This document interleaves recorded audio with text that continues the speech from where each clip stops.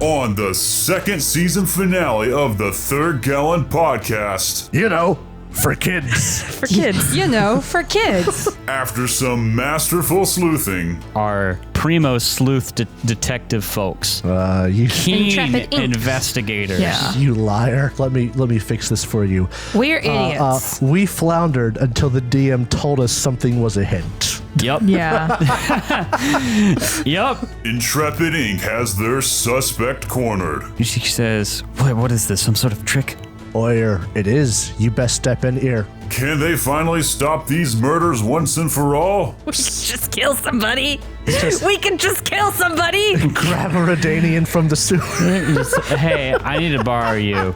Shank.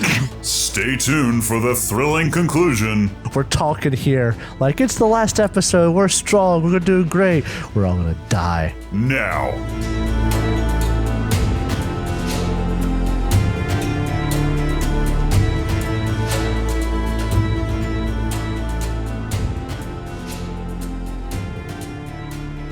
Hey everyone, it's Derek here again, and I just wanted to remind all of you that next week we're going to be doing Catching Up for Season 2.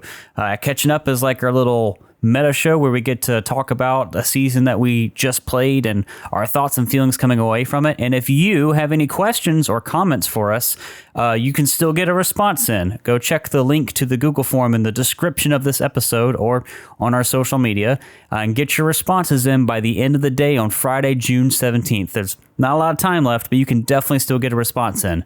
Also, as a reminder, we're going to be announcing what we're going to be playing in Season 3 on Catching Up next week. We've already been working on Season 3 for quite a while at this point, and we're super stoked to announce it for you guys. And on a personal note, I wanted to thank all of you for listening, and I hope you've enjoyed our little Witcher campaign as much as we have. We've had a ton of fun making this season and playing the Witcher RPG, and we really feel pretty lucky that we get to try new games like the Witcher RPG and share it with you guys. So thank you. Anyways, we've got a fun finale for you today, so without any further ado, please enjoy Season 2, Episode 23, Something Ends, Something Begins. Well, hello. My name is Derek, and I'm the GM. That's not Let's how I sound. Talk about things before we play. That's not how I sound. That's how you sound to me. Well, hi there. Hey, everybody. How are we doing today? I'm all right. Oh, this is weird. I don't like starting an episode. Unfortunately, I had a fun topic that I had to think about. Now I'm the only one who hasn't started one. Oh, pressure's on. So, what do you want to talk to us about, Jacob? we have played a lot of role-playing games, and we've actually played a number of different role-playing games. But the thing I've noticed is a vast majority of them are a fantasy setting. I think let's count through it real quick.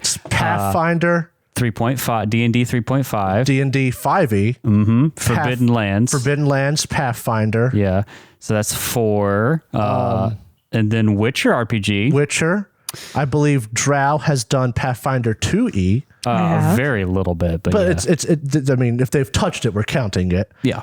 And even a lot of the games we've considered playing are also, for the most part, fantasy. Right. I think the only game I can think of that we've played that is not fantasy or only would be Starfinder, and that's kind of a sci-fi fantasy. We even did a fantasy take on the wrestling spinoff of Powered by the Apocalypse that you ran in your homebrew game. That's right, but I mean that one was already fantasy, so you take that there. Yeah. But the thing of it is, we all seem to really enjoy fantasy as a genre, and that's probably one of the reasons we got into D&D/Pathfinder real well. So my thought was, what is the first fantasy media that you really actually enjoyed? Because not everybody enjoys it right off the bats, but we've all come to enjoy it. And here's the thing, I'm thinking like medieval fantasy. I'm not thinking Harry Potter with magic, but modern day. I'm thinking actual medieval fantasy. Modern day?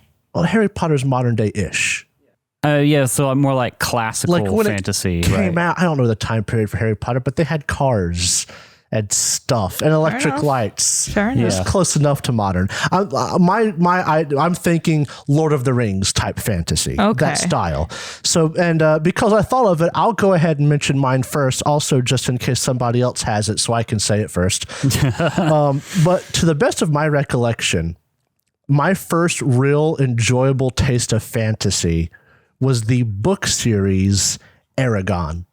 Oh, okay. Fair enough. And, you know, you look back in hindsight, and a lot of people say it wasn't written very well, which I'm not going to argue against. I'm sure you were really happy when the movies came out. How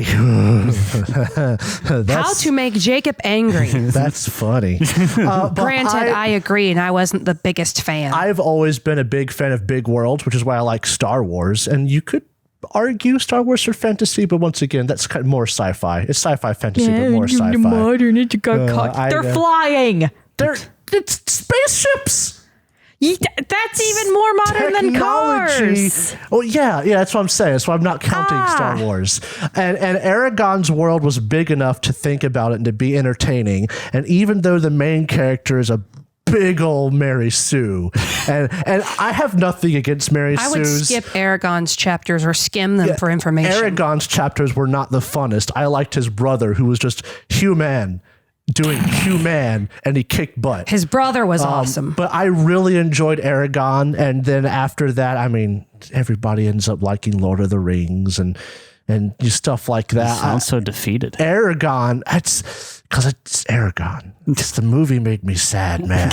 And I tried to go back and read it, and I couldn't get through all of it, which makes me a little sad. But, you know, it happens. The author needed to polish his writing before he wrote that. But Aragon was my first big taste that I really enjoyed of fantasy. And I loved it. I really, really loved it. And I waited for the books when they came out. I was hungry for them. Aragon it was medievalish, it had magic, it had dragons, it had monsters. It was very fun. I liked it. Who wants to go next? Do I have to pick someone? I need you to raise your hand. Here. So, like, of course, my first real introduction to fantasy was The Lord of the Rings. But the first time I really sought out fantasy was a book called The Oaken Throne. Oh. Mm-hmm. And it was like a political struggle. Assassinations were happening. There was magic. There was violence. There was forbidden love. And it was about squirrels and bats. Ooh. Okay, can I read you the first sentence that I found when I Googled this? Sure. The Oaken Throne is a dark fantasy novel for children. Yeah. That sounds fun. So, not to like spoil a book that came out in 1993. And I thought mine was going to be old. But one of the love interests does die. He just dies, and he dies heartbroken too. Ooh. Yeah, it is the most sad fucking thing. So, to give a synopsis of the last part of the book, there's a big battle between the bats and the squirrels because they hate each other. You know, they both live in trees. They're trying to take over somewhere. One's nocturnal, one's dayternal. Dayternal. You shut up. It's diurnal. Oh, thank you. diurnal. Warframe taught me that. Oh, Dayternal. No, the correct. Go on. Sorry, ignore us. So, you know, being that it's a cutesy book that focuses on true love and whatever, the whole battle is distracted by a magical kiss between the leading lady and the knight who defended her. He's a squirrel and kiss. The squirrel kisses a bat, yes. Aww. And then her mother is killed. So she has to take up the throne, and she's like, I cannot be with you. Like, I am ruling a fucking place now. So he wanders off. He's fucking heartbroken. A stranger offers him a drink. And it turns out that the stranger is the spirit of the evil guy that they had slain, and he just got fucking poisoned. So he dies out in a field and nobody knows where he went. You know, For kids. For kids. You know, for kids. Jeez. I have never heard such a more on-brand introduction to fantasy for you in your life. It sounds about right. Jeez. Lord have mercy. Wow. Man, I feel bad now. But it's so perfect for I also you. played World of Warcraft. Listen. Okay. Oh yeah, it could There you also go. it could be worse. It could be Bridge to Terabithia. Isn't that too modern though for fantasy? I would say so, I- but it's kind of like a Chronicles of Narnia type situation where Right. I Some modern, would some dare fantasy. say that this book was sadder. Really? Yes. I know. I I don't hear doubt you. I hear you. There was also another book that was really, really sad. It was about sled dogs. I read that without my mother's knowing. Oh. And no. And it was this kid who had just an old like farm dog that he was taking in a sled race. Yeah. Oh, we had to Yeah. read that for school. Yeah, and her heart fucking explodes Oh, right yeah, after it's the so finish, sad. right before the finish line. Yeah. Yeah. Yeah. Yeah. That sounds familiar. That's awful. Yeah, that Yeah. was a sad book. Yeah. I remember that one. It's a good book. And the boy picks up her body and drags it across the finish line. And the guy who's that would've supposed to made me be cry. like Yeah. the bad guy villain is like, no one crosses that finish line except Before for the that boy. kid. Yeah. And then he Oh, got a new man. dog. It's really funny though, because before that, the boy was looking at the quote unquote bad guy's dogs, and the bad guy just comes up and he fucking clocks him. And I mean, if you are just treating that like equipment that you are going to be racing with, I understand. A lot of people probably poisoned dogs. Yeah. So he was just being cautious, but I feel like that's a kid.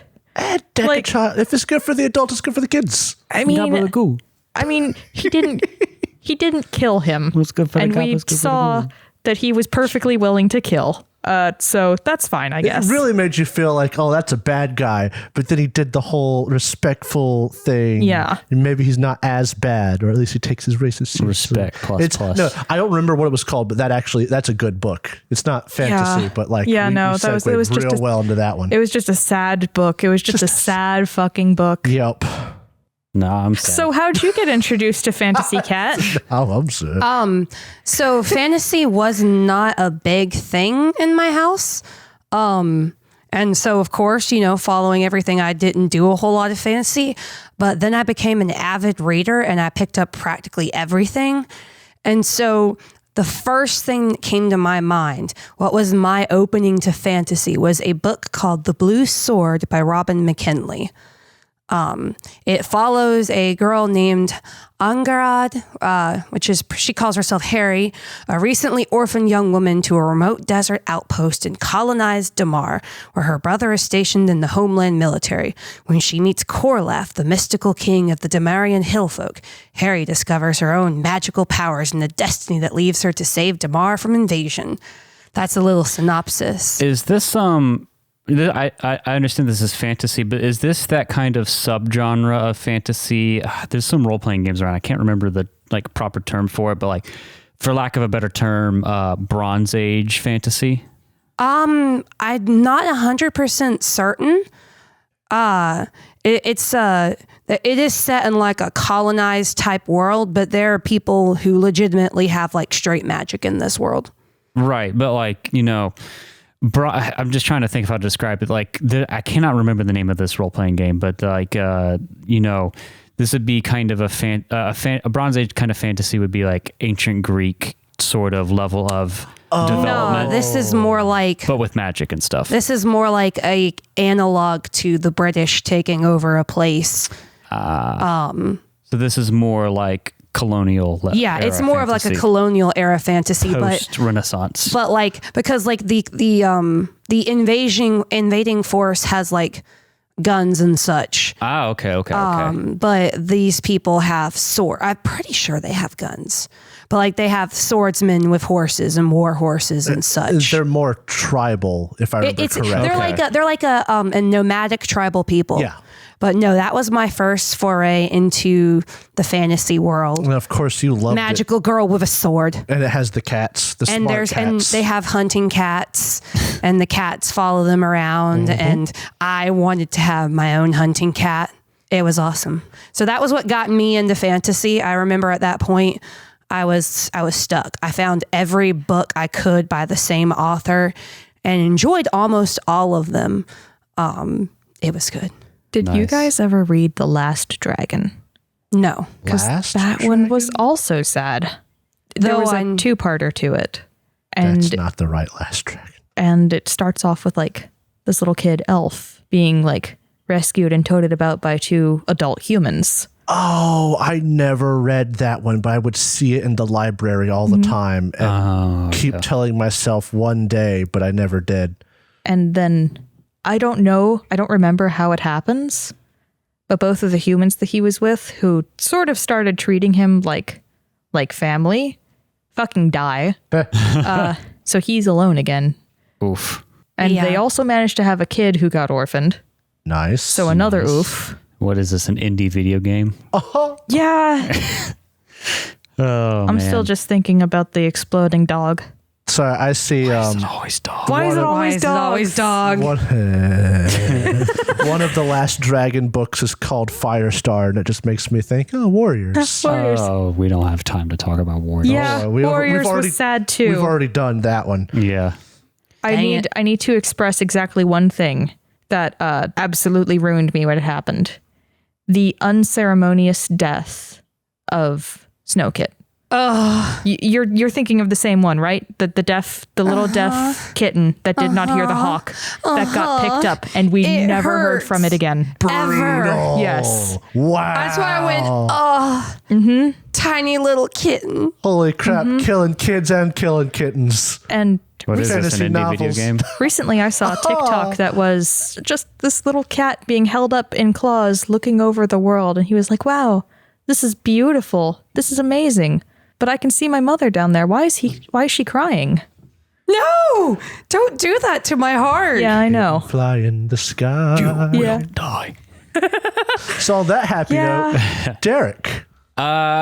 I didn't like fantasy for a very long time, or rather, I was very indifferent to it for quite a long time. Your whole shtick was Sci-fi. sci-fi. Yeah. Star Wars, stormtroopers and whatnot. I was very into Star Wars. I mean, I still like Star Wars, but that was my John for a long part of my life. But my first, I guess, piece of fantasy media that I consumed a lot of, this definitely didn't get me into it, but was a big part of like stuff I watched and audiobooks and other stuff as I consumed as a kid, would be the Chronicles of Narnia. I think we went through all the audiobooks, or like they were read to me as a child, and they were fun books, but I never remember being like super into them. There were a couple I liked. I didn't get to read them until I was in middle or high school. I remember liking them a whole lot. They're fine, but at least the one I really remember liking was never turned into a movie or big and popular. I loved The Horse and His Boy. Oh That my was a good goodness, one. nobody I liked that one. You liked that one? That was my favorite That by one was far. one of my favorites of them. Yeah, that was a and it great wasn't one. going to get turned into a book or anything to a movie, but it was good. Yeah, I liked that one, but that one didn't. Again, that just like that book. That wouldn't get me into fantasy. A couple of my friends growing up, I think, liked the Redwall series. And I remember, I think I read or listened to one of the books. It was fine. Never really got me into it. Lord of the Rings was coming out when I was a kid. I didn't really care. I thought it was like cool. Played some of the like PS2 video games. And if it helps, it doesn't have to be a book. Most of ours was, but it doesn't have to be a book. No, but like what I think the first moment that I really found myself enjoying fantasy was in middle school. I don't know if it was like going around in my friend group or not, but I just decided to read The Hobbit because that wasn't turned into a movie yet. So I got it from like my local library and read it, and it was amazing. I couldn't put it down. It was an amazing book. I really, really, really enjoyed it. And then I think after that, I started reading the Lord of the Rings book. I stumbled through the Fellowship and had to deal with that unfortunate character who I will not name. Oh, you He mean who shall not I be forgot named. that you mentioned that Tom was the one that brought you into You need fantasy. to bleep that out. And after I read I think I read the first two books of Lord of the Rings and enjoyed the movies a lot more. But yeah, like I that made me like appreciate fantasy, but I don't think I really got off the deep end. Like that was part of it, but I really went off the deep end more whenever I finally sat down and played Skyrim, and that was in like college. Yeah. Like I liked Lord of the Rings. I appreciated fantasy, but I didn't care about it the same way I cared about like sci-fi. And then I played Skyrim, and that was like a lot of fun. And then even after that, you tried to drag me into Dungeons and Dragons, and I thought it was interesting, but I didn't really get what a role-playing game was. I liked board games. And then I think it was Tiny Tina's. Yeah, I was about to say, because that's not my I only remember, thing. yeah. But Tiny Tina's Assault and Dragon's Keep, the expansion for Borderlands 2, was what not only cemented my love for fantasy, like more so even than Skyrim did, but get me actually interested in tabletop role-playing games. I remember because it was your roommate in college had mentioned casually. Shout out to Jack if you listen to the show. That's right. Had mentioned casually Dungeons and Dragons. I was like, I have the starter set. Yeah, you and him were super into it. We just got to get Derek Fucking interested. nerds. And then Borderlands 2 I remember DLC, that was my Tiny first Tina's thought. Attack on Dragon Keep came out. And I was Yeah. like, if Derek enjoys this, that could be it. My first thought when Jacob mentioned that was, are we nerds? Yeah. Please. And they got me reluctantly to join in, and then I just realized I could live out all my medieval fantasy world dreams. You know, Lord of the Rings is a really important piece of media in terms of getting people or reviving the fantasy genre. Yeah. But I don't think you can really, I don't think people appreciate how important Tiny Tina's Assault and Dragon's Keep was to getting people into D&D, because that came out right before 5th edition started coming out. Yeah. And that's what made me open to trying it out. You and Jack were really into it, and it took a while before I came around to being interested. And that was a big part of it. Drow here wasn't into it at all. I think I was trying to get us our original game started, and you had no interest in it until you played. I finally got you into Borderlands, and then you played through Tiny Tina's Assault and Dragon's Keep, and it hit you over the head like a club. And then the Hobbit movie, one of the Hobbit movies came out at the same time. And then a few months after that, we started the game that, brought this group together. Started everything. Yeah. I feel bad that I missed Jack. You brought him up because he got into this a lot earlier than I did, and I never really got to partake in tabletop stuff with him. Jack was there when we did our first playthrough of the 3.5 beginner box set. Right. It was you, him, me, and your sister was there for a good bit, if not all of it. Right. And then after that, stuff happened, and that was, I'm pretty sure, the only time we got to play with Jack. And I know it is in strong part because of Jack that we all ended up playing, right? Yeah. Or what we play. Yeah, and like I know because him and his wife have visited us once before, and I know they have a really active tabletop group, or at least from the last time I talked about it. That's good. And like we've gone off the deep end and started a goddamn podcast about this, and I haven't even got to play with them. So Jack, if you're out there and you listen to this, thank you for beating me over the head into this hobby. Les, thank you for ending me up making a podcast, but the hobby's great, and I wish I could play with you again. But that is. So most of us found our love of fantasy through books. Yeah. Yeah. And then it continued it through books, for me at least, because I love the Lord of the Rings movies. But I mean, we talk about Aragon. I read, that's a different subject, books, because I could go on and on about the fantasy books I've read. But we all have learned to really enjoy it. We all love it. And that's why we play what we play. Yeah, it's kind of funny because part of this, what I wanted to do with the show, is try new games where we can do some learning and teach people how to play new games, because, we want to expose people to more systems. And I kind of wanted to genre hop a little bit, because I think a big part of trying new things is learning new systems to do different genres. But we've stuck to fantasy so far. And every time we talk about a new season, we always bring up like other things that are not fantasy, but just things happen. Timelines work out, and it just keeps bringing us back to it. I mean, I would argue, I know they're fairly similar, but Witcher and Forbidden Lands are different tastes of fantasy, and I think they are significant enough, not only mechanically, but like in terms of, the way they portray fantasy to be interesting. But yeah, I think we have this soft spot for it. I know some podcasts I listen to, like The Adventure Zone, whenever they moved away from fantasy or adjacent, I had a harder time sticking with it, which is weird because I like other genres of content, but I guess I just have this big fantasy soft spot that can never get enough content. Yeah. I was reading over the synopsis of The Oaken Throne, and there's so much fucked up stuff that I forgot about. You know what we should honestly try on the show sometime? No, I'm not done yet. So they sacrifice an entire realm of like civilians as a distraction. Dang. Yeah. I got a crazy realization after you. Calm down there, Commander Shepard. My favorite Fucking genocide on the I Citadel. forgot that that one of the nice quote unquote NPCs in this book. It fills the NPC role. You know what I mean? I know what you mean. Yeah. Had leprosy, and he was a mole. Oh. And as soon as I read leprous mole, I was like, oh my God, that's the guy who dug so hard and so fast that all of his fingers fell off. Good for kids. Good for kids. I also forgot that she was like, yeah, I'm gonna take this queenship. I need you to fuck off now. So he goes, he dies, and then she's like publicly, I've decided I don't actually want to be queen. And she goes and finds him, and he's already dead. As much as I hate to end this enjoyable discussion on our storied history with fantasy as a genre, we got an episode to get through, and I think this is going to be the last one for season 2. Oh, yeah. I feel a little sad. A little. Sad. A little bit. So without any funny jokes or Elden Ring messages, let's get into this. Love Nug. Long ago, the worlds collided in a cataclysm known as the conjunction of the spheres. But then everything changed When the Fire Nation attacked.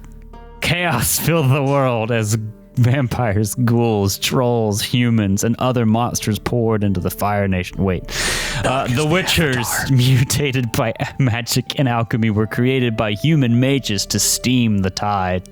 Steam? Oh God, It's that's still right. in there. Hundreds of years later, monsters are rare, but evil remains. As war ravages the northern kingdoms, dangerous monsters lurk without and within. And In the world of the Witcher. The world of the Witcher. You stop that. No. Stop It's that. the last episode. You stop that. Oh, man. We're going back to the Forbidden Lands, everybody. Don't say that. That would be so exciting. We are not. That's our Patreon show. We're not.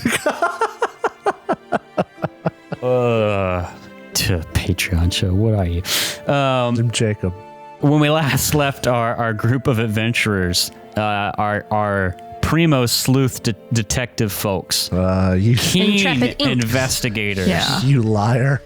You had very successfully and professionally tried to figure out the fuck was going on with all this.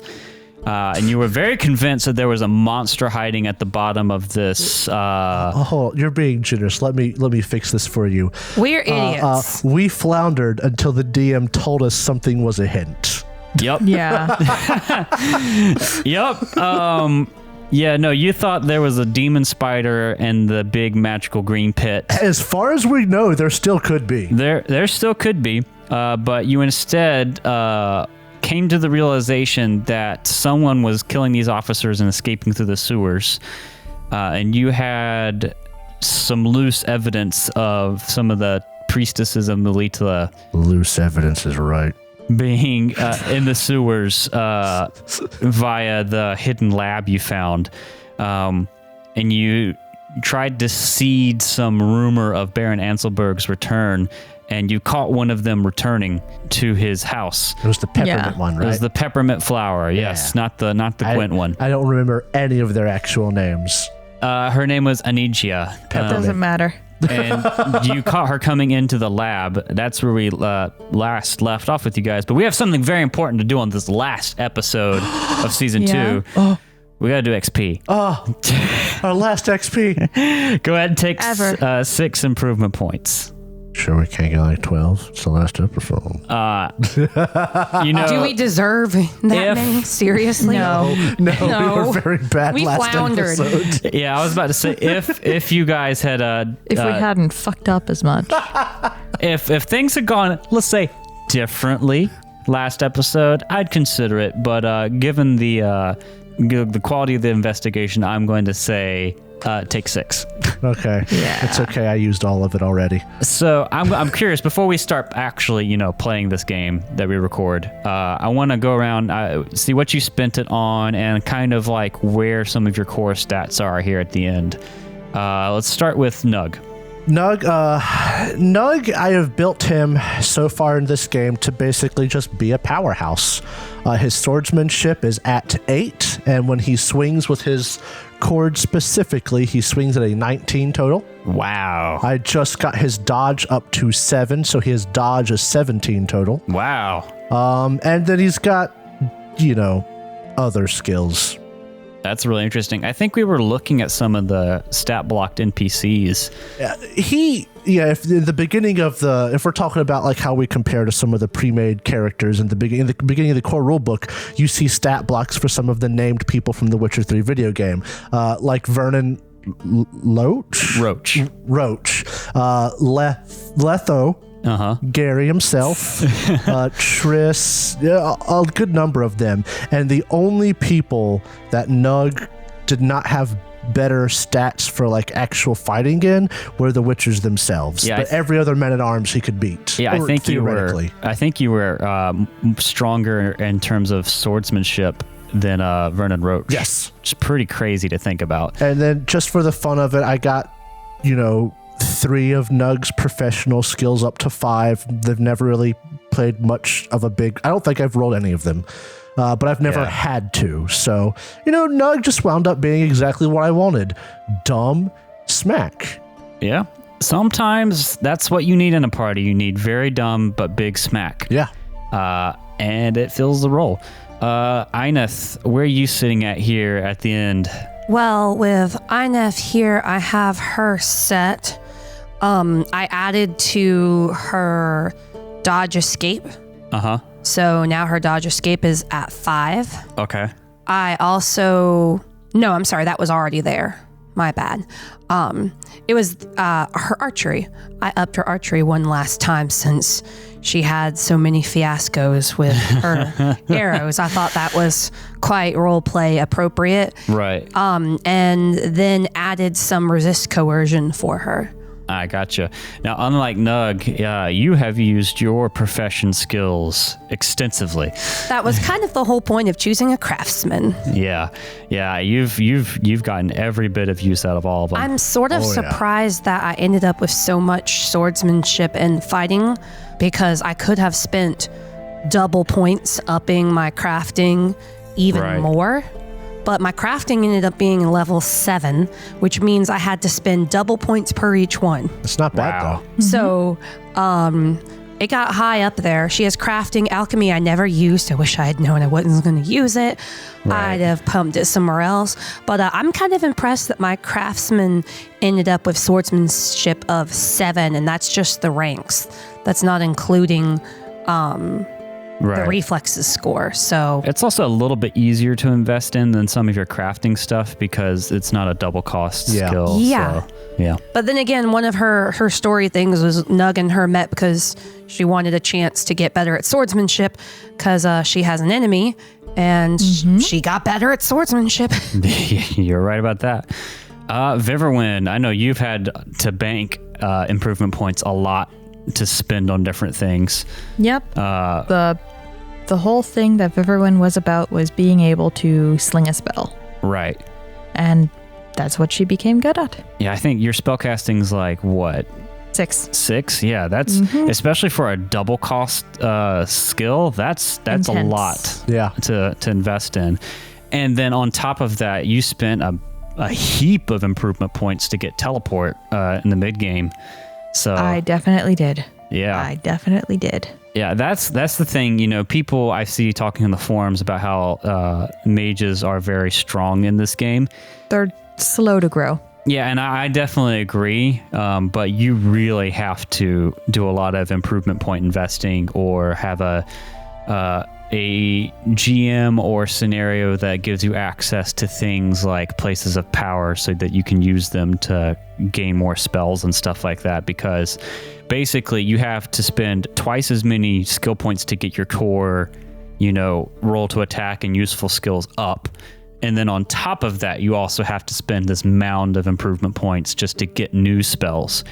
But yeah, I mean, Viverwind's been clutch this game. Oh, absolutely. Totally. Like that it doesn't come out or rather, we don't dwell on it a lot, but your magic healing ability Boy. is literally game changing. Yeah. Literally. We would have people, I would imagine, dead. Oh, Not for sure. that, because criticals would have brought us down so much. Nug would have been dead. Or we'd have to take extra time and detours just to heal. There's no Yeah. telling how many Nilfgaardian officers would be dead by now if we didn't Yeah. have that quick healing. At least 7. A real shame. You'd be on Bill the Third at this point. Oof.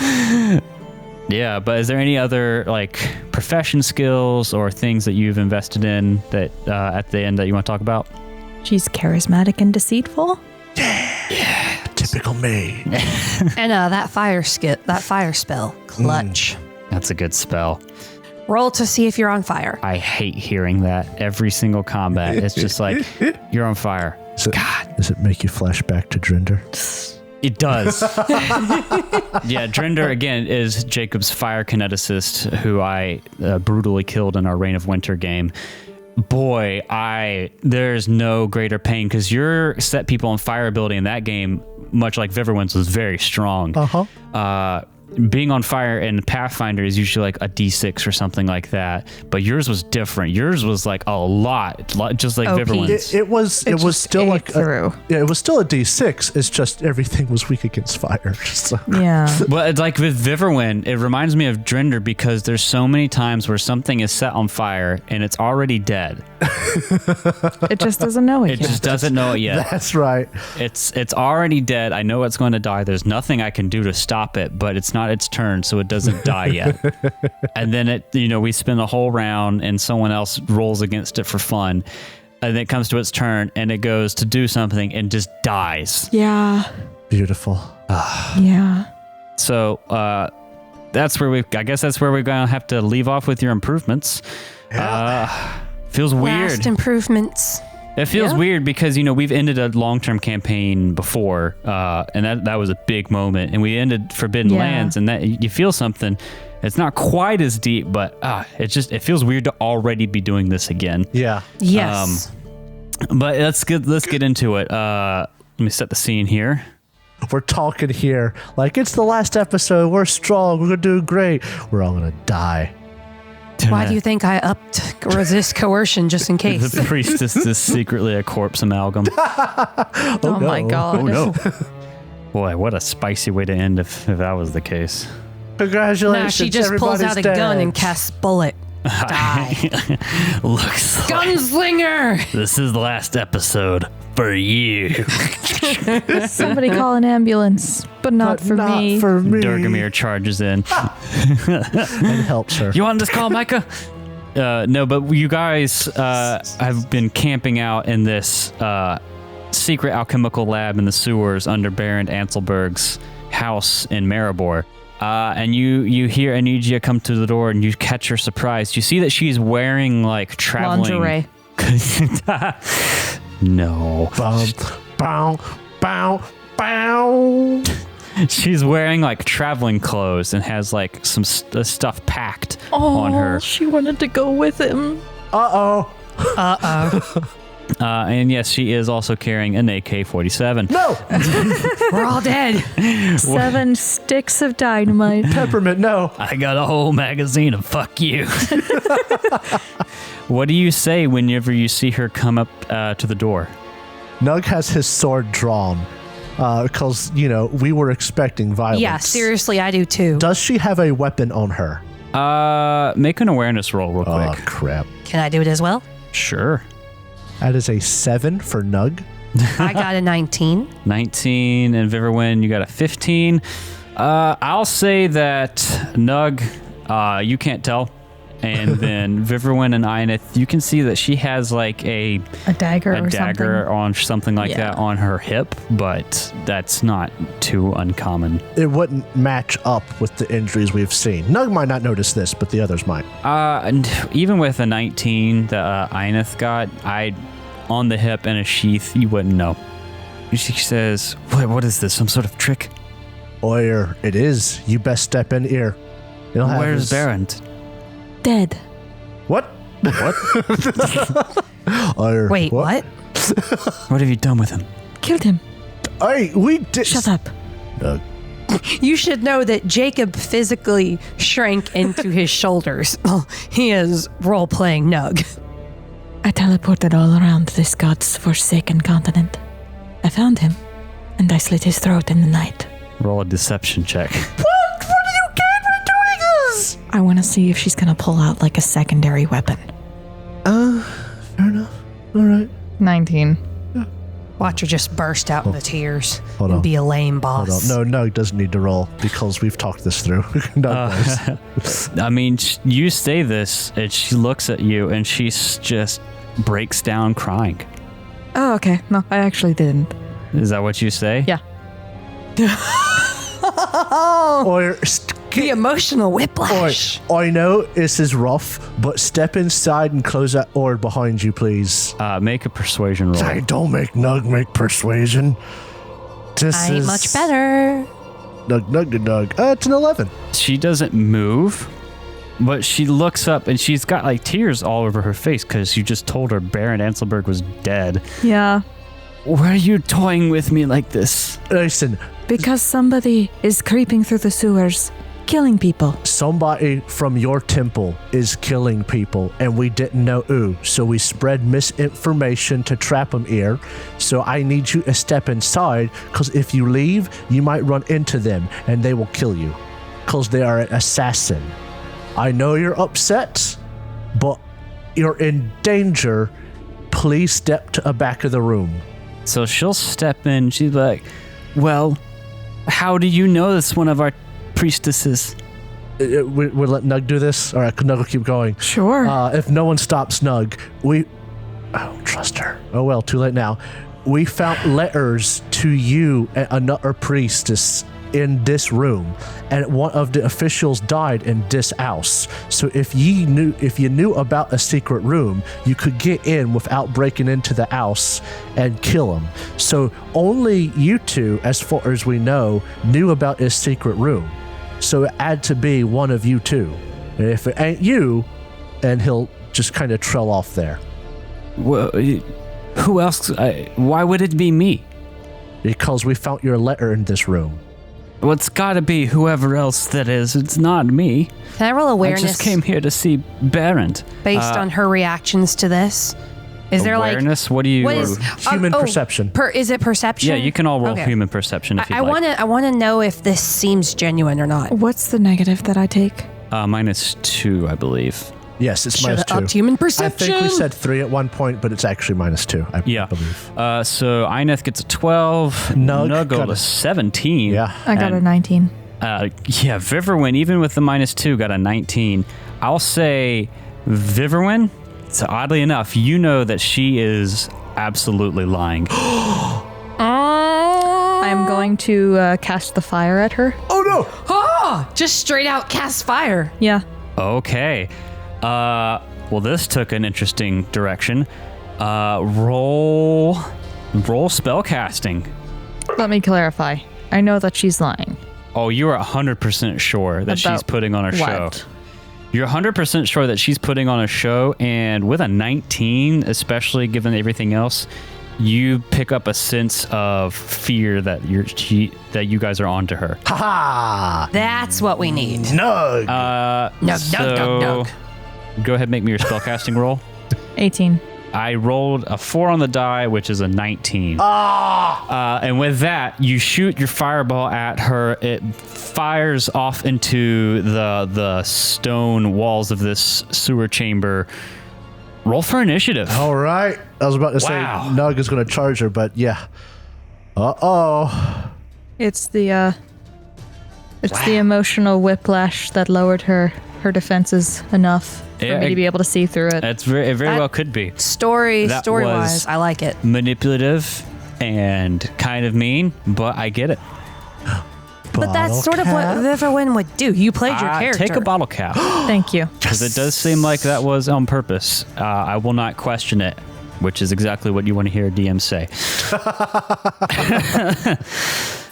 So she seems like she actually cared about the Baron. Yes. Was willing to leave her cult behind. Well, I mean, we killed her cult, so Yeah. not much to leave behind. So then are we saying we think she was not actually a priestess, or you think that she was defecting to the cult? A priestess of something else. She was a priestess in the temple, but she was also a member of the cult. She was both. Double life. Nug doesn't know, but Vivre went through fire, and Nug trusts Vivre. Yeah, so Nug's going to throw himself. That's what Inef is going to go with. Yeet. Let me pull out my GM screen that I didn't think I was going to need. What do you mean you didn't think you were going to need? If she's an assassin, we're going to fight her. Listen, I thought this combat was going to, or not combat, I thought this interaction was going to go one or two ways. I knew it had the potential to go this way, but I did not. Then you should have prepared for it. How does this end without violence? You arrested one person and it didn't work out. I don't know. All right, so I've got your initiative sorted here. Ineth, you got a 16. Nug, you got a 15. Riverwind, you got a 13. And I rolled a natural 1 for her with an 8. She did. She going down. It's not looking great. I'll say this much because you caught her by surprise. She looking afeared. Okay, so Ineth, you get to act first. What would you like to do? Oh boy. So I'm assuming we got to fight. Yeah, and I'm not going to take us to a map because I don't think it will matter. The room wasn't particularly big. And we were waiting like within attack distance of the door, and she walked Correct. in. I guess So- the only question is, do we want to knock her out, or do we want to just straight up kill her? What does Ineth want to do? In Inef's case, she didn't even know that this person was the issue until Viv threw fire. So I think I'm going to pause and see what happens with the next, and I will hold my turn. She was a little bit taken aback Okay. because she believed her. Okay, so next will be Nug. Nug will... Is she next to the door, or did she step in? She stepped in. Nug will walk up to her. He'll do move action. Nug will confidently jazz walk up. With hands, flying through the air. He will fast attack her non-lethally. Okay. So that's swordsmanship. Oh, that's fantastic. The What'd you first get? attack is a 25. That will beat my defense by 6, which is not a critical, but it will beat it. So go ahead and roll your non-lethal damage. Cord damage will be 26. Oh, do we do location for non-lethal? I can't remember. Yeah. Okay, roll your location. That's going to be the head. I rolled a 1 on a Oh my D10. goodness. She's going down. that- I won't have to act. Halved because of non-lethal is 13. Times 3 is 39 non-lethal damage. Okay. Broadside Is she still fucking standing? walloped her. I'll just pull back the curtain here. She has stamina of 40. Oh no. So barely. Dang it. And then your second attack was A fumble a for fumble a 13. by 6. A melee attack at 6. Your weapon glances half and you are staggered. What does staggered mean? Staggered, you are thrown off balance and you take a -2 to your actions and defenses. At the beginning of your next turn, you recover your balance and the penalty ends. So you're just going to roll at a -2. Does a 13 hit? Let's see. No, it will not hit. I did not Then think I so. act. Nope. Oh, no. Because I never could mind. do an extra action. First attack is 17. That's going to miss, and then the second attack Is an 18. is also going to miss. Oofta. And then Nug will move. He'll use the remainder of his movement to move past her and block the door with Okay. his body. Fuck yeah. That's when I act. Then. All right, Ineth, what do you want to do? I'm going to follow Nug's example and attack with fast strikes non-lethally. I'd like to Okay. imagine this. Just Nug waltzes up, smacks her in the head with the sword, swings 3 more times, and just continues to move past her, his back to the door, like Whiff, whiff, whiff, whiff, whiff. sitting there wiggling like a tennis player, daring her to try and go past him. Twirling the sword in your hand. Ooh. Oh my god. So fast strikes, I got 23 for my first attack. Okay. Did you take the needed negative. There's no penalty. Yeah, there's no penalty. It It's your halves damage. Oh, okay. Thank God. Fun fact. Aha. When you take more than one defensive action around, No. She You fell have- unconscious before it was in Eineth's turn. but I didn't think about it till it was Eineth's turn. That's right. That's right. So Eineth lines up this beautiful shot and she Beautiful. just fucking falls. yeah, when you Oh dear. when you take more than one defensive action, you have to spend a single point of stamina for every extra defensive action you do in a round. Right. Oh my She God. had 1 point of stamina left to spend. So mechanically, after Nug's first attack, she dodged and fell to the floor. But narratively, what happened is Nug beats her in the head, whiffs and dances around to block the door. Eineth comes up and looks to just smack her again. Raises her hand up. She just goes, ah. And she moves to dodge and just passes out on the floor. Up? Were you that scared? She says nothing because she is unconscious. Lawyer. Didn't know my own I- strength. I want to search her prone form For to the see murder if weapon. there's anything that would be indicative of it. That weird hole type wound they all had. I very specifically want to look at the back of the dagger to see if there is Yeah. a little gem that you can press that will have like a puncture wound thing rather than a stabby wound thing. So you look on her person. She has, some money. She has some clotting powder and some like herbs. And then yes, she has this dagger, and you pull it out, and mechanically it's called a gembia. Ooh. Which Okay. I forget if that looks that much different. But They're very curvy. yeah, so it isn't your typical dagger. It may look more normal in its sheath, but mechanically it has the armor piercing effect, and it also has a 100% chance to bleed, Oh. at least in her hands. I'm glad she didn't stab us. Yeah. And the way that I've kind of set that up is you guys looking at this would know that this could create those really just brutal puncture wounds. I want to tie her up. And I want to. What is she's wearing like travel gear, right? Should I do Yes. the tying up since it would end up being a crafting thing? Sure. But I want to like pull aside anything right to where she usually stabbed the people so that it's skin. What do you mean? So like where did she normally attack the people? Was it like a sucking chest wound? Yes. Okay. So I kind of want to like pull her shirt apart just a little bit to bare the skin there. Chest wounds do suck. Great chest ahead. Not like to strip her. I know. I'm just making a shitty Making Elden- dumb joke. yeah, That's why I went, Elden Ring joke. I'm getting a bit uncomfortable here.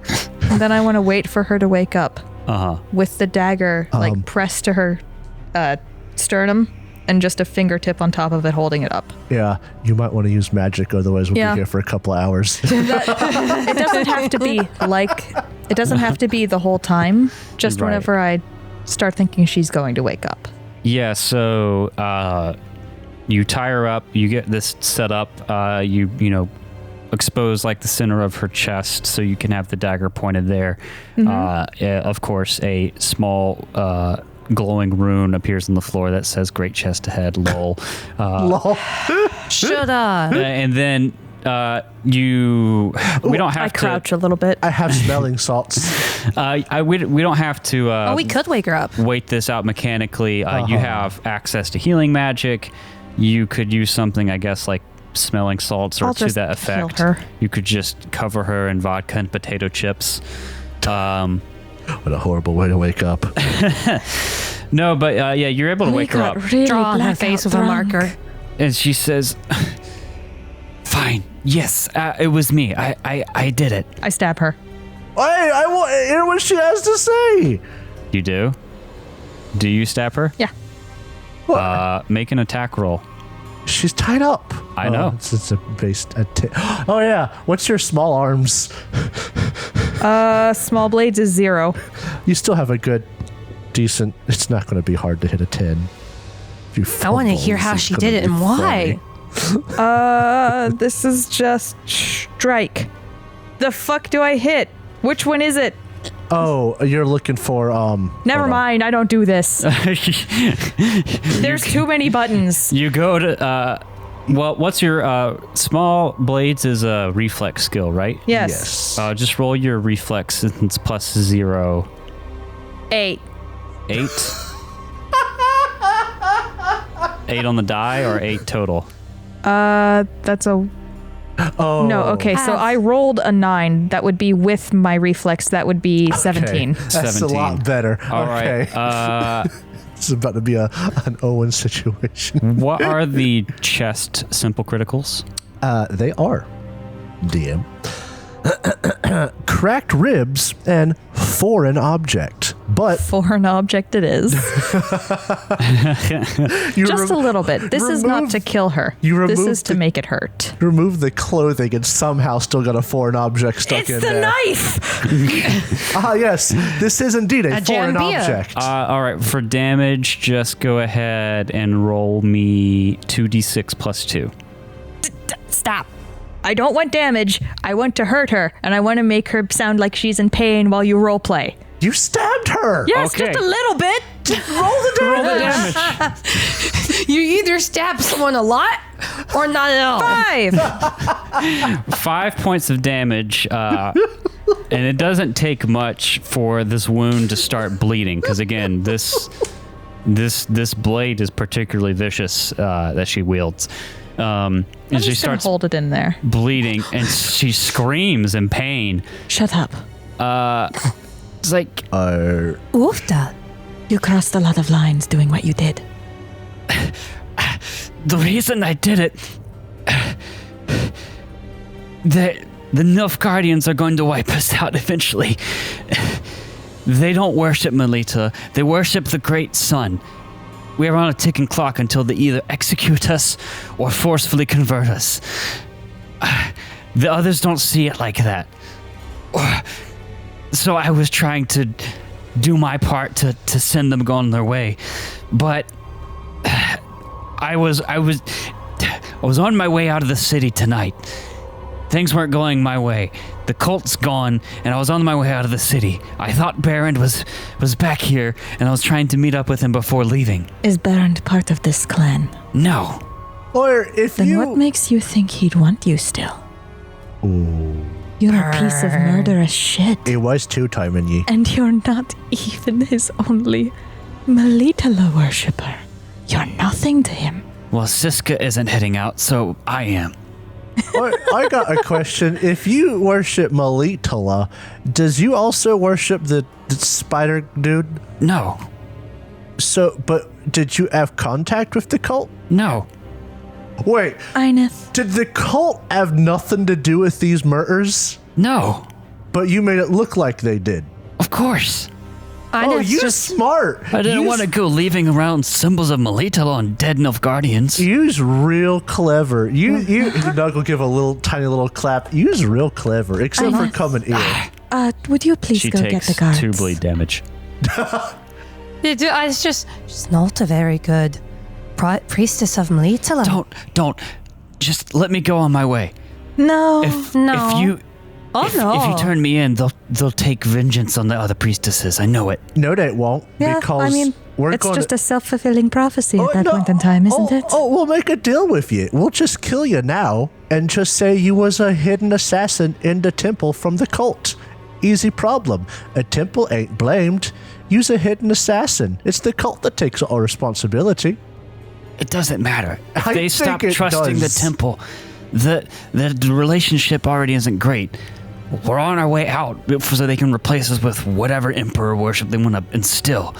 Please, if you need to kill me, just blame it on the cult. Don't blame it on me. Well, that's what I said. Did you But not don't listen? make me part of the cult. We gotta give them a body. There's plenty of bodies of cultists in here if your No, work is to be there's believed. not. We already killed them all. Did you get them out of the sewer? Did we get them out of the sewer? I think we pushed them into We the pushed them acidic into the stuff. acid poo. Unfortunately, they've been dissolved by feces. Oh, I did not know that was mechanically what you did with them.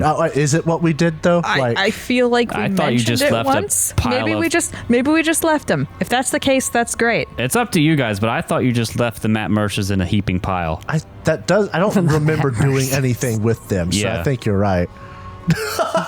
I'm gonna take the knife out, She takes 2 more points of bleed and damage. then I'm gonna cast magic healing on her. Okay. Does that stop the bleeding? Sure. Yeah. Okay. I'm gonna very gently button up her shirt again, make sure that she's all set. The and message whatnot. on the ground goes away. That's very objectifying and gross. Thank you. I'm sorry. We've introduced. This is a torture scene. We've introduced FromSoft games into here, so I mean, that is accurate. even if there is no, just even if it's just a small spot for you to stab. Nug wipes the message away. This ain't the moment for this. It was He Nug. disconnects the Wi-Fi so that he can't connect and see messages. It was Nug the whole time leaving messages. No. All the remote players are just playing Nug. Okay, so yeah, you heal her up. You erase the message. What do you guys want to do? Well, I a cleverest person. I leave this up to mind smarter than me own. I have a question. What? Did you put those hexes on us? No, you were hexed. Is she lying? Roll human perception. I want to roll on that. Because the cult should not have heard about us. I don't know what's happening. Everybody's lying. Nug got... Nug has the math symbols floating in front of his face. 19. No, yeah, you can tell she's absolutely not lying. In fact, she says, "No, we rubbing at her raw chest wound. She's definitely bound. Oh, totally. Flips onto the ground, good, face into the dirt, rubbing her chest on it. No, but she says, "No, we had to treat people from the cult's hexes all the time. I don't even know how to cast spells." What? Very bad priest. No, she mechanically she I- has like non-magical healing skills. So then why were we hexed? Because there actually was a cult. somehow the cult heard we were going after them, I guess. I mean, you did come down into the miasma-filled Yeah. lair. Yeah. True that. Hey, if we know how you snuck an ear, how'd you sneak into the other places? Sewer's big, yo. But how'd you get into their house? I just know my way around the sewer. House, not sewer. How'd you get from a sewer into their house? Come out of a manhole at night. And were their doors just unlocked? Oh, but you had to break in, you know. I could pick a lock. You know what? Oh, can you? I don't care one way or other. I was just curious. I think I might have use for you. Oh? Uh-oh. Yes. Uh-oh. Oh, hey, Viverwin, he'll kind I'm of... not going to vivisect her. No, you pull her down. Like, Yes? I know what you got uses for her, but can we trust her? And she was murdering people, and short as this guardian waves his hand. But, They're barely people. well, I know, but like... I'd in the background just nods knowingly. But like, I mean, at least that quartermaster was nice to it. No, but that's not the point. Can we trust her? I mean, I'm not going to let her keep this dagger. Yeah, but she can get another dagger. It's not hard to find a Not dagger. a big special one. Yeah, but stabbing is stabbing. I just want to make sure. Can't we get you know. I'm sorry. You do you. I left us a smarter mind. Inef just kind of goes, we do need a culprit. Oh, the cult. We could go grab One a of the body. bodies, Yeah, we grab a yes. body. Just pull a Matt Mercer from the deck. Yeah, that's actually a fair point. We can just Just do the that. most fresh one we can find. Nug is confused, but he said he would leave it up to smarter minds. And I'm gonna What's your plan? put like my foot right on her shoulder, Oof. dig in my heel while I lean down, get my face maybe like 5 inches from hers. You have big heels. I'm a big girl. She is quite tall. Big lady. Look, No, I just set I the don't- info. agree chest. with what you did. But those people up there, they're innocent. And they will suffer from what you've did. Because you got caught, you stupid bitch. But you are smart enough. Smart enough that I think I could have a use for you, that we could have a use for you. Yeah. Knuckle nod. He has no idea what's happening. Such a nug thing. We are going to be leaving anyways. After we get the money, we're gone. We'll take you somewhere safe. Oh. But you're going to serve us while we get you there.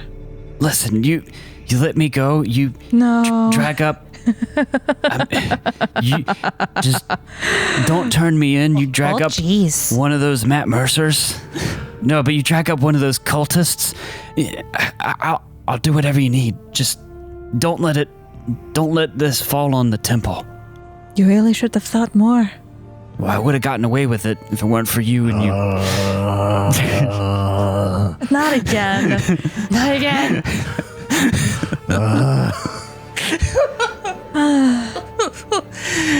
Continue. Listen. Do better. Do better. Stop killing. No. Do better at killing. I come from a line of Scoia'tael. They have yet to be captured. I was captured, but I was also a kid. Are you offering to teach her to be sneaky? I think that she has a promising future in politics. So you want to forcibly recruitify her. What are you going to do? She, just from what you talked to, she wants to get out of here. And she doesn't want the temple or anyone connected to the temple to take the blame. Yeah. Let's how? turn in the dagger with just a body that was not checked. Won't the Nilfgaardians notice one of the priestesses missing? Yeah, but she could have just ran. Yeah. Yeah. Okay. I'm sure They a lot would- of people have tried to escape the city. Yeah, like that's... Now here's the question. Are we going to get in trouble if we try to get this bitch out of the city? I mean, she seems like she already had a plan to get out of the city. We could follow her. I mean, we're not going to have to fight to get out of the city. They're just going to let us We go. could put her in our luggage. Yes. Oh, now you We curl up here, cut her into pieces, put her in our That's a luggage, little bit- take her out of the city, and put her back together. I more so meant like we hide her Perfect. underneath like a sleeping roll in a cart. On our backs? I was about to say, one do will we have ever a know. Put her cart? in the tent bag. I mean, if you wanted to silently escape, there's... I have an idea. Okay. Does Viverwin have like a cloak? Viverwin probably has Sure. like a cloak. We put the cloak on her and Viverwin teleports. Is she tall enough to pass as Listen, Viverwin? if we're going to let her go, just let her go. The thing is, I don't want to let her go without getting something in return. I know. I'm evil. Okay. no. But what are your next steps? I assume you're going to keep her down here against her Yeah. will. I mean, Tie her like, up. She's already should tied we up. just fucking let her go? Should we just let her go and meet up with her? If we let her go to meet She's up with her, gone she's not if we going let to her meet go. up with us. You could try to convince her with like some kind of diplomacy thingy, and Yeah. then we let her go. But then then Derek Yeah. does that. Yeah, I mean, like, we could offer her a fucking job. Yeah. That would be potentially useful to her, Listen, but we got our last you NPC straight up friend. tortured her? If Yeah. I were her, I'd run. The thing is, Made it better. I got better. I got better. it's not that I tortured her. It's that I pointed out the flaws in her logic. By And stabbing you her. did Did torture her. She was I appreciate that I'm being allowed to talk. Sorry. Got better has not stopped being funny to me. Yeah, but I mean, Fair enough. I'm sure there's a way you could smuggle her out of the city yourself. She seems to have already concocted some sort of plan to get out by the way she looks. Did I find out where Barend Anselberg was? Yes, he's All in Kovir. I'll Pont inform Varnus. her of that and then sort of like make eye contact with the other two before, as an okay, before I make a move to let her go. So you're going to tell her that's where he is? Yes.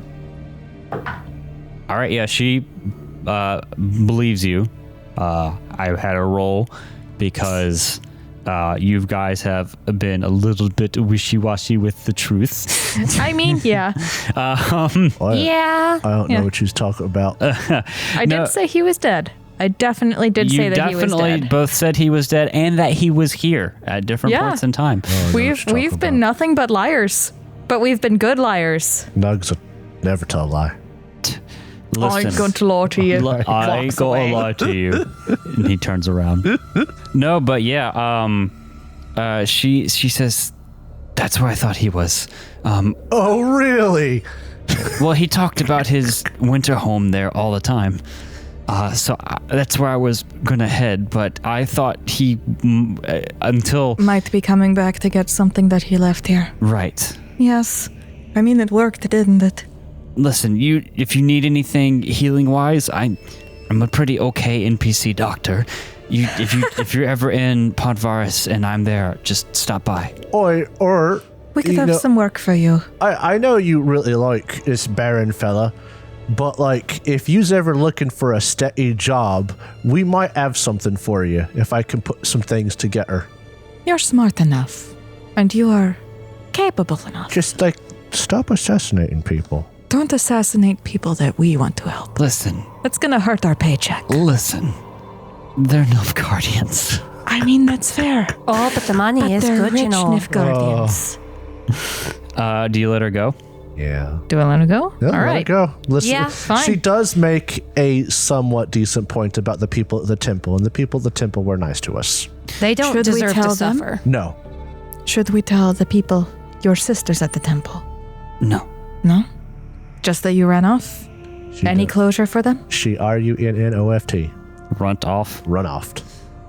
Say whatever you will, just don't let any of the blame be traced back to them. Can do. I'm sure if you bring up one of those, what did you describe them as? Cultists. Matt Mercers. They're Mercers? just cultists. Matt They Mercers. did all look the same.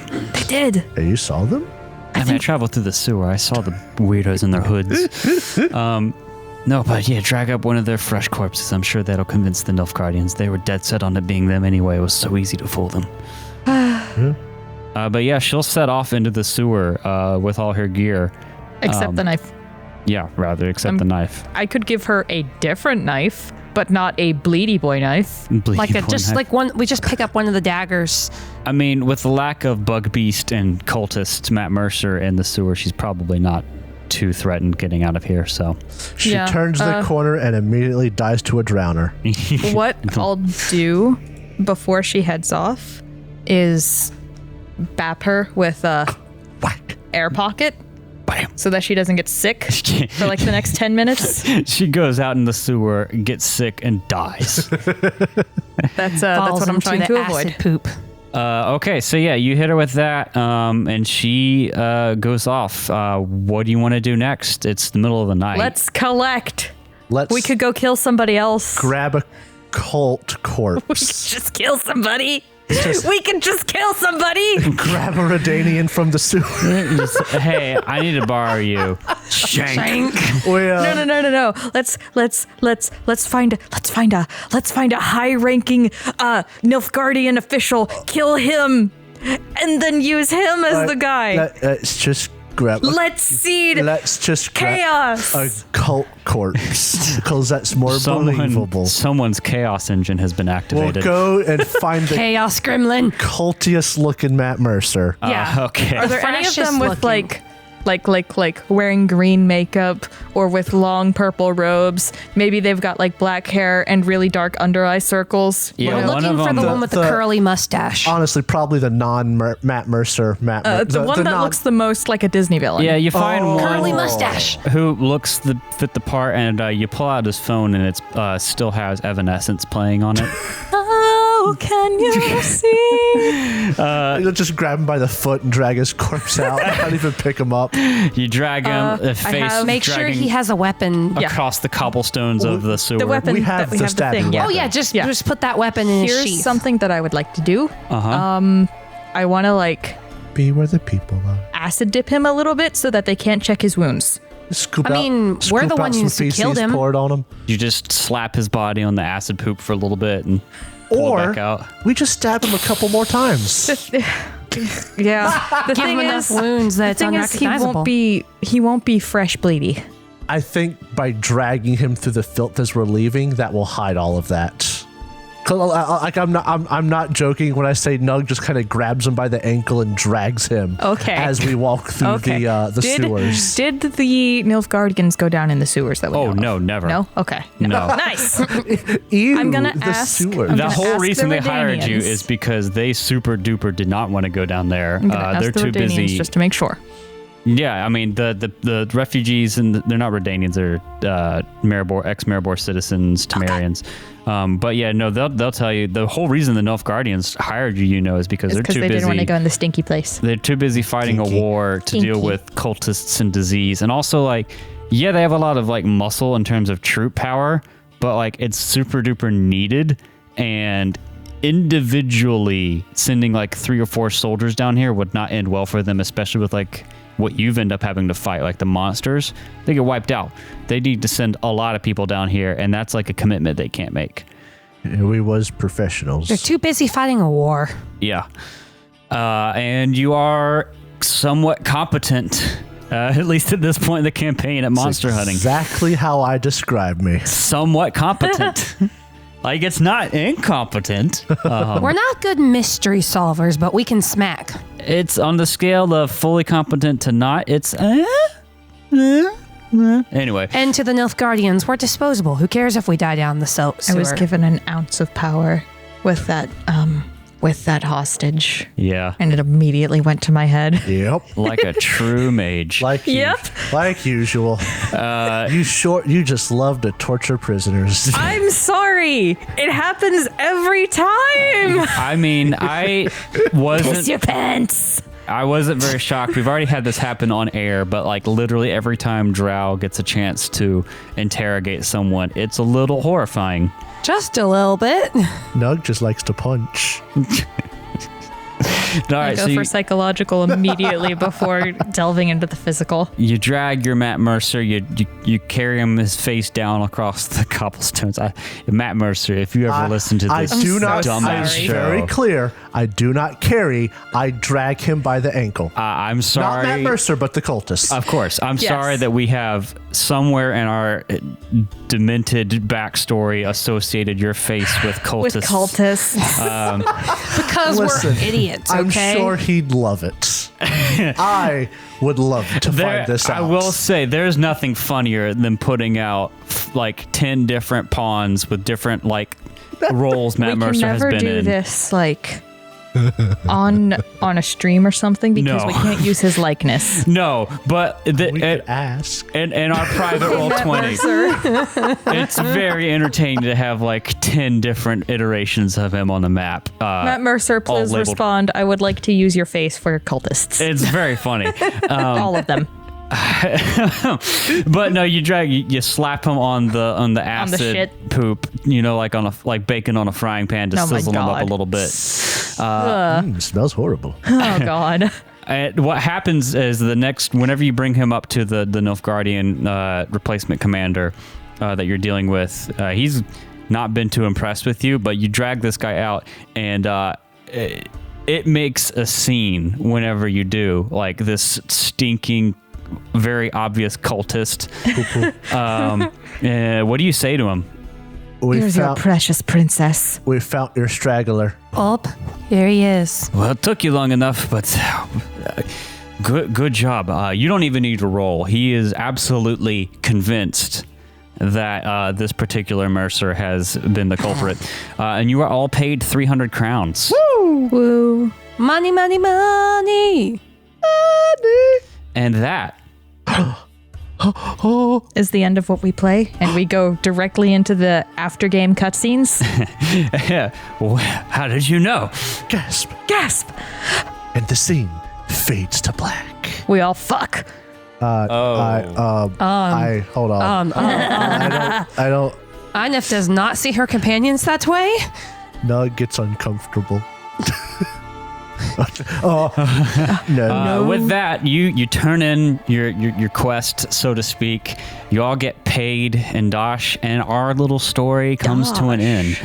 And I have some quick things, some cutscene-esque vignettes I would like to share with you as we lose focus on our intrepid crew. I got Nug's thing if you want me to do it. We'll get to that. I know, peeking behind the screen here, I've had all of our players try to come up with ideas for what they want to do at the end of this, but I have some vignettes I want to read, and then we can discuss what we want your characters to do as we finish this story. So here we go. The sun sets on a golden summer night in Kaidwin. Fireflies twinkle in the fading daylight around a small wooden stage set up on the soft green grass just outside the town of Banard. In the foothills of the Blue Mountains, a little theater troupe is putting on a show. They better not be showing the show of us killing the Witcher. It's one of their first showings of their new play. God damn it. The Knighting of Sir Bear. It depicts a lowly bear rising to knighthood through acts of bravery. The bear is knighted by an angelic white dragon and is shown defending the realm against a demonic cat. Oh my God! That is really clever. The knighted Sir Bear is also shown befriending a giant one-eyed hammer maiden with a giant pet chicken. Is Nug the A bear? giant pet chicken? The play is well received for its comedy and story. Is Nug the pet chicken? And one audience member, hiding in a tree line away from the crowds, laughs himself to tears and wipes them away with his craggy rock troll hands. I'm so glad he's okay. In a tree? He's just In the tree hanging line. out. Oh, okay. Somewhere out in the wide plains along the northern border of Redania, two figures sit around a small campfire under a clear, starry sky. Over the fire, a small pot of beans cook. No, shut up. While the two men sit saying absolutely nothing while looking stoically out into the distance.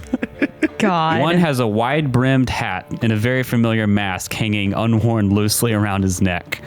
The other has a scarred visage and bright ginger hair, and around his neck, hanging where a bear's head medallion once was, is a mask, much like his partner's. Okay, I thought you were going to say it was the goat head medallion. I was about to be like, oh. And it just went to, I shouldn't have thought that. That's dumb. In the far north, on a frozen lake nestled in a valley in the Dragon Mountains, There's another burnt down house. cut and heave great blocks of ice. On the shore of the lake is a very small village with only a few houses and a white 2009 Subaru Outback. Where the frozen lake meets the shore, we see two people out on the ice. A young girl with her arms out to each side balancing precariously, and an older teenage boy with shaggy hair, a secret pack of Biscoffs, and the name of an old man. He's teaching her how to skate. Aww. Yay, Hild gets to learn how to skate. In the background, we see her father bleeding on the snow. With a black eye The from Nug silhouette of a punching him. dwarf in the distance. We see a pack of wolves eating a giant frog's corpse. Yeah, but that's the end of what I had. Some nice little wrap up scenes. That's a good little ending. One I'll add to this now because I couldn't write it ahead of time is we also now see Anigia of Maribor making her way to Pontvaris, opening the door to Barend Anselberg's house. Fucking two other ladies. And he comes to the door excited to see her, and she slaps him. And then she stabs him. And then she stabs him immediately. No, then they embrace. He takes off his prosthetic leg and amongst other things, and we don't do anything and else. his prosthetic dick. So I It have. really is a Witcher story. Time for Ends of a sexy sex times. scene. Let me remove my leg. Take it off. Punk. Yeah. So, a bit different than last season, I wanted to ask you guys what you want your characters to do. We already discussed it a little bit. Nug's got this. But who wants to go first with this? I imagine it's you, Jacob. Yeah, let me go first Yeah. because Nug is going to talk to them about his stuff. We're going to, the scenes end and it fades back open. We're in a wagon. Maybe we're traveling again with the 504. We've become quite fond with them. Sure. But as Nug is walking, whether it's next to the wagon and Viverwind's up there and Einith's walking beside him or whatever, it'll be like, I've been thinking about some things that That's very brave of you. I know I'm trying to do Dangerous better pastime. about it. I know, but we've gotten pretty good at killing monsters. Monsters? Monsters. Like the cheese. Yeah. We're pretty good cheesemakers. We defeated COVID. We killed the diner chicken. We wiped the floor with the drowners. That's right. We've gotten really good at it. And I was thinking that maybe if we put our heads together, and this is just an idea, I ain't expecting you to join me on this, but I'd like it if we could teach other people how to do this. Maybe even start up a little guild of our own to kill monsters. Witchers kind of cover this, but they're running out, and monsters ain't. So I was wondering if I could use your skills to do this, or if not your skills, maybe people you know. I'd love to be able to turn more swords into silver, put them into ends of warriors so we can fight monsters. I'd love to teach them how to do it, and having a mage on hand is really useful if you get hurt or if you need someone caught on fire. I think if we take our skills and get some other people and teach other groups how to do this, we could, I don't know if we could ever replace the Witchers, but we could do the next best thing. That's very noble. Right? That was a joke. Just Viverwin shrugs. It could take some time, but I think, and you ain't gotta, cause you ain't gotta join me. I know you probably do your own thing, Viverwin. You can go anywhere, to be fair, you can teleport. But I could really use your help if you'd be willing to give it. Inef kind of thinks for a second, and then she looks at Nick and she goes, "Oh, I have some business to deal with first, but I might be in." That sounds like a vendetta. You see Inef wickedly grin. I'd help with a vendetta. That sounds fun. You know what? I think I could stick around a little bit. I will be popping in and out as I have been, talking with the other mages and whatnot, but I think that we have a lot of fun fucking up monsters. That we do. I am really looking forward to this. And that's where it'll end for Nug. All right, and the fate of Nug and his endeavor to create, I guess, basically a guild of monster hunters. Yeah. We will leave for another story for another time. But if you'll humor me, I would like to disclose what I imagine to be the fates of all your characters. Oh boy. That's a very interesting concept. No. Hear me out. No. Ineth dies at the age of 96. Oh, okay. Oh my god. Working in a forge. After suffering a heart attack and falling into the forge. Oh my goodness. What the fuck, babe? A very accomplished craftsperson that could never be convinced to retire. Elderly Nug standing to the side. It's exactly what she wanted. Nug would not be standing to the side because no. Nug died tragically young fighting a great Cyclops. Being crushed Cyclops, giant. by one of the few actual examples of a giant in the world. And Viverwin disappears at some point in time and no one knows what happened to her. Ooh. Mysterious. I suppose this could be acceptable. You happy with those fates? Oh no. So long as Inef got to destroy her enemy. It sounds fitting. It does sound fitting. It sounds exceptionally fitting. And with that, It's his first fight against a giant Ineth. and with that, Oh my god.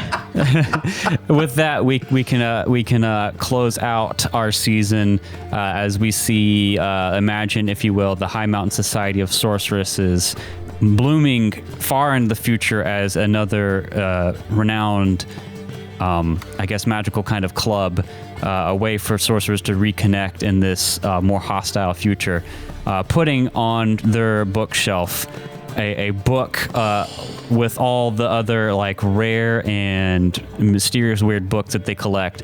It looks kind of rough on the shelf compared to everything else, but it says Nug's Bestiary of Giants. And that's where we'll end the season. It's in the discount section. I found this at the thrift store.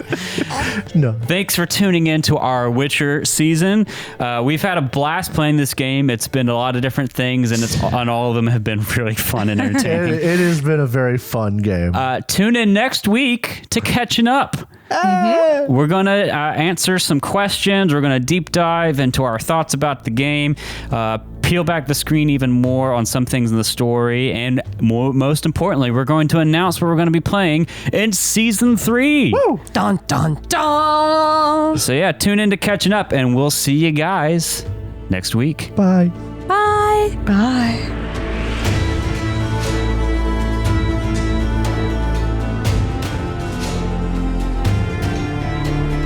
Thank you so much for listening to this episode of the Third Gallon Podcast.